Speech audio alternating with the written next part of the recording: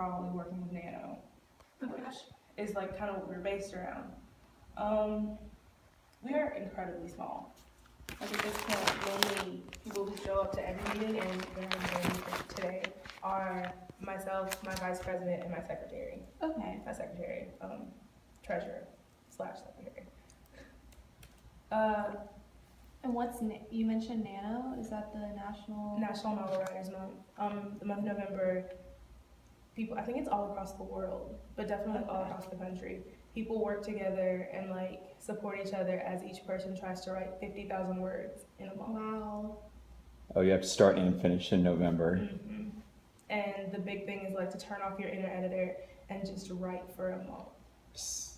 Are you guys in your club competing right now or working on it right now, or All of us are working on it right now. all of you? Yeah. Like this meeting, we host them every Monday, and it's kind of just like a come and go thing. Like last Monday, only one person showed up, and they only stayed for like a few minutes, which is fine. It's just like a quiet space, like To come write. yeah. And there are a lot of like write-ins around campus and around just the surrounding area. Okay. So are y'all all writing different stories or novels? Yes. Okay. Like we each have our own project that we went into the. Well, some people go into it they're just like, I'm gonna write whatever comes to mind.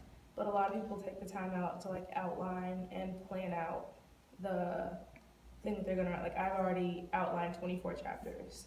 Okay. Wow. I mean, that sounds like a lot for me. Is that I'm sure it's a challenge for you, but do you kind of have the hang of it? Cause The outlining is never the problem. It's finding the actual story that goes in between it. okay. If that makes sense. Kind of. I was actually in a screenwriting class last semester, and it was the first time I had to write something. It had to be 120 pages of just like a script story.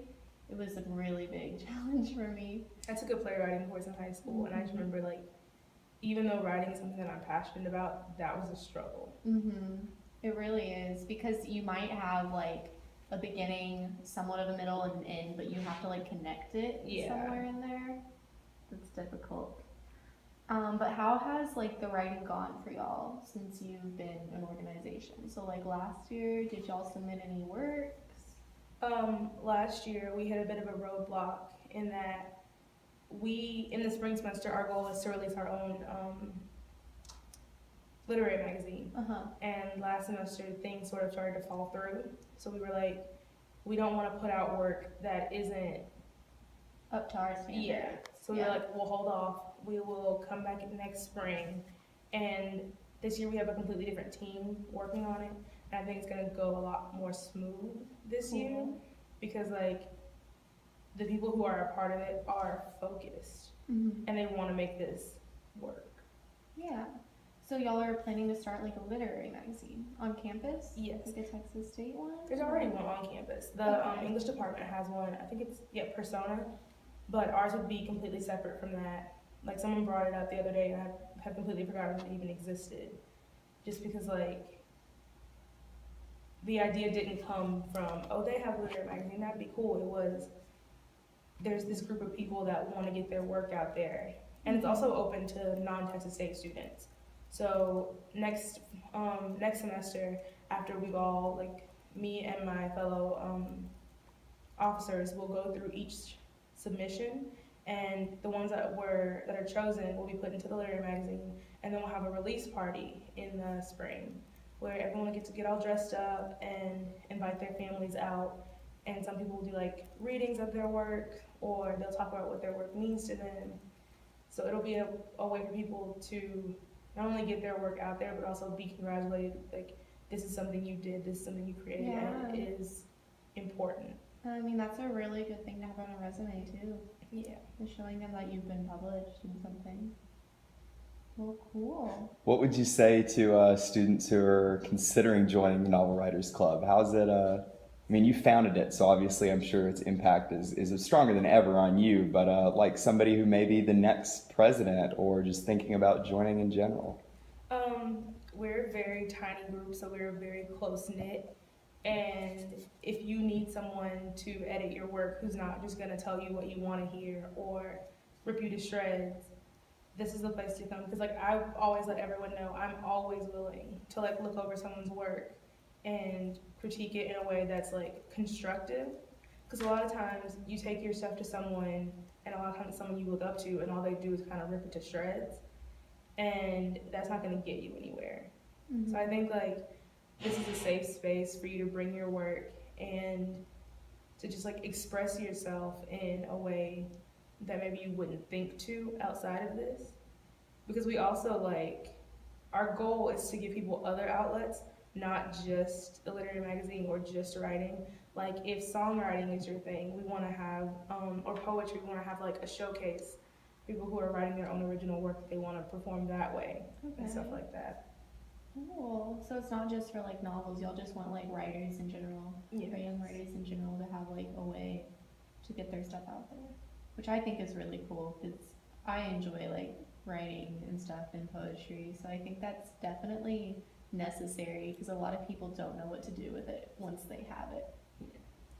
And a lot of the already formed groups on campus are so, I don't want to say big at this point, but like they're ingrained kind of in the way that they already have been in years past. And with us being a newer organization, I feel like we're a little bit more open to change. Like, like I said, I've been doing this for 3 years now, and it hasn't been the same any like year. Yeah. So other organizations, like what are some other ones other than like the Creative Writers Club and stuff that you would say you're, I don't know, different from? I can never remember the name of it. I know there's another one on campus that's sort of like the main. Because I went to the Creative Writers Club as a freshman. Like I enjoyed it. It just didn't feel like something I wanted to keep going to week after week. Okay. But there's another one that a lot of people go to, and I went to a couple of their meetings, and it just felt like if you are a more timid person, you were gonna get lost because there's a lot of big personalities. I don't think that's a bad thing at all, because like they were all really sweet personalities, but it's Yeah. like for someone who may not be as confident in their writing or in like the way that they carry themselves around new people, it would be a lot. Are they kind of like theater-esque personalities a little bit? A little bit. A little bit. And like I was in theater in high school, so like I can sort of balance it, but at the same time I didn't want to. Yeah. Are there any upcoming workshops that you guys would endorse or that you attend, or that you would recommend? Anything like that, or a speaker? As of right now, no, but because once November's done and the write-in is done, Yeah. will be done for the rest of this semester. But starting next semester, I had someone reach out to me and tell me that they knew of a few authors who were interested in coming and speaking to the group. Yeah. Okay. They didn't give me names, but they were like, she works in a library in Austin, and she's like, I have some friends who have published works who would love to come and speak with your group. And she herself said that she would love to come and speak with us at some point. So I'm definitely gonna look into finding a space and a time for like those events. Awesome. That would be really cool if they could come. And I had a question, I had forgotten it, but do y'all always plan to be like kind of tight knit and intimate, even when people graduate or leave? Do you plan to keep it kind of a smaller organization, or do you hopefully want to grow it? I want to at least grow it a little bigger than it is now, because it's kind of hard to run an organization with just 5 people who come and go. Because after my freshman year, almost the entirety of last year, I ended up running it completely alone, because most of our like core members were seniors when I started out, and some of them had to leave campus for other reasons. So it became me and like friends who would volunteer to help. Okay. And Which probably got stressful on you. it did. And that was a big part of the reason why we decided to not do the literary magazine last year, because it was like the people who want to be a part of it don't have the time this semester, and the people who do have the time, it's not fair to put it all on like those 2 or 3 people's shoulders. Yeah. Especially if they're not like involved. Yeah. in the group. Do you guys do booths and stuff out on the quad? Is that something that y'all have done before, or maybe you're gonna do? I know that's normally like the bigger clubs and fraternities, like you'd kind of have to shoulder your way in there, but is that something y'all have done? We did it once, and once again, it was a thing where I was the only person available. So I Yeah. had to carry a table and a giant like thing of baked goods to the quad by myself, and Oh, no. then I had to carry it on to class. You had to do the and whole take it on nine. the bus. Like That's it was A too lot. much. Yeah. So now that we're sort of starting to like pick up, I don't want to say popularity, but like more people know that we exist Yeah. and more people are wanting to join. I feel like next semester that'll be something that we do. But as for like right now, probably not. If we made a move or came up with something a broadcast that's in the realm or with like the theme of recruitment to your club, would that be something that you'd like endorse or be down to support? Definitely. Just pretty much an invite or a notice about the next meeting, something like that. Definitely. Because the big thing is, I'm only one person. My two other officers are only single people, so like it's kind of hard for us to get the word out there because I know when I'm walking through campus, I'm not looking at flyers. Yeah. I'm not. Yeah.